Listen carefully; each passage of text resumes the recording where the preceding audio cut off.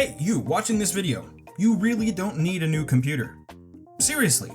Every time I've gone on the internet to look at tech news or whatever else, there's always someone telling me that getting insert computer here is what I should be doing because I don't have enough RAM, or the CPU in my computer is an outdated dinosaur. It's this cycle of repeating the same stupid bullshit when most folks could get by with a simple RAM upgrade or a bump from a hard drive to an SSD. There's this frankly really silly push towards AI maxing your tech and ray tracing and efficiency cores and all this other techno mumbo jumbo that won't really trickle down to most people's use cases, and in some regards might actually hurt your creativity and homogenize your art into something really lame. So why not spend either very little or use what you've already got?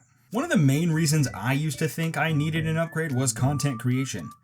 Also, side note, I hate calling making videos or other media content. It's just not something to be mindlessly consumed, but whatever.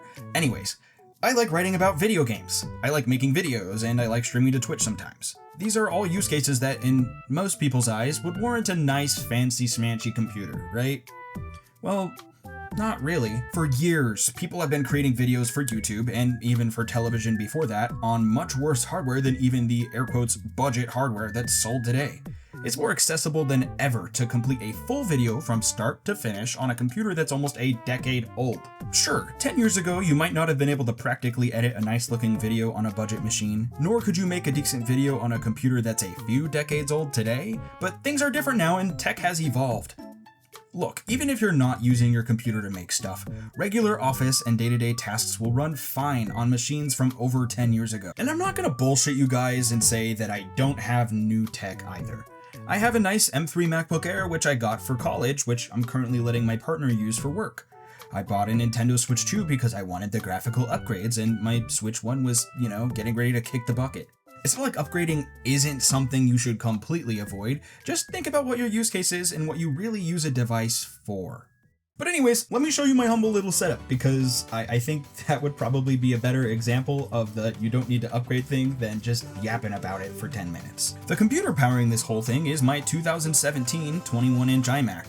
I did swap the mechanical hard drive for an SSD, and there are 16 gigs of RAM in the machine instead of the base 8, but otherwise it's a basic iMac with the basic stuff.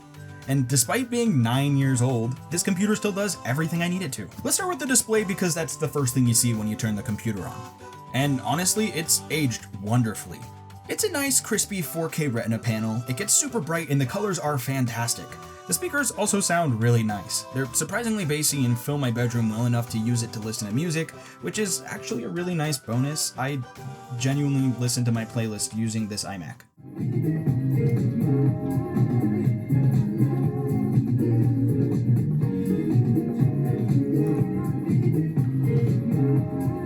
Plus, performance-wise, I actually think the iMac does what I need it to.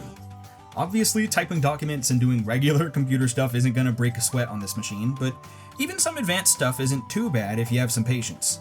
I have to use proxy media in my video editing software, and, apps do take a second longer to load than my newer MacBook, but it's not super easy to notice after a second, and I forgot about it very quickly. Streaming to Twitch also works surprisingly well. Actually, the past couple of streams I've done on my Twitch channel were done through my iMac, and nobody noticed or said that there was anything different about the quality of the stream.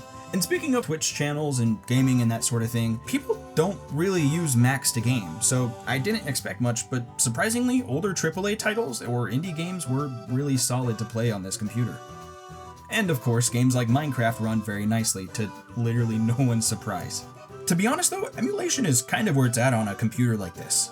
Older retro games rock on this thing, and the display is so freaking nice for stuff like this. Like those CRT filters look super great because of just how crisp and sharp the display is. Plus, since these games don't take much to run, you can push the resolution very high, and I'd argue it's still a wonderful way to experience some older titles. Outside of this stuff, it actually is a very nice looking computer on my desk, and it fits in great with my little setup. Speaking of setups, this is my desk, which is on the smaller side, obviously. I can't fit 2 monitors on it comfortably, and I'm pretty sure I got it at Target like 5 years ago for 40 bucks. My biggest complaint is the storage, but for the most part, I think it does its job. I keep these plastic bins and bags to keep my stuff organized and not so clusterfucked, so it's not a big deal. To avoid clutter, sometimes avoiding getting new stuff is important because you simply don't have the space to accommodate it. Not to say that you can't decorate though. Decorations are super important in setting up a nice space. Without them, your stuff won't feel very homely or personal. And besides, this is a PC, a personal computer. So decorating goes a long way. Stickers, figures, posters, and other little doodads are cool. I think my favorite decorations in this setup are my yellow desk mat, my Helioptile plush that I got as a gift from my homie Nino, and my Ridley amiibo.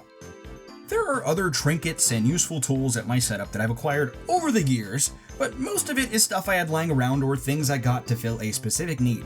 Like this is a GameStop shelf I got on sale for around $5 during their Pro Clearance Week thing. Or, like I said a second ago, it's for a specific use case.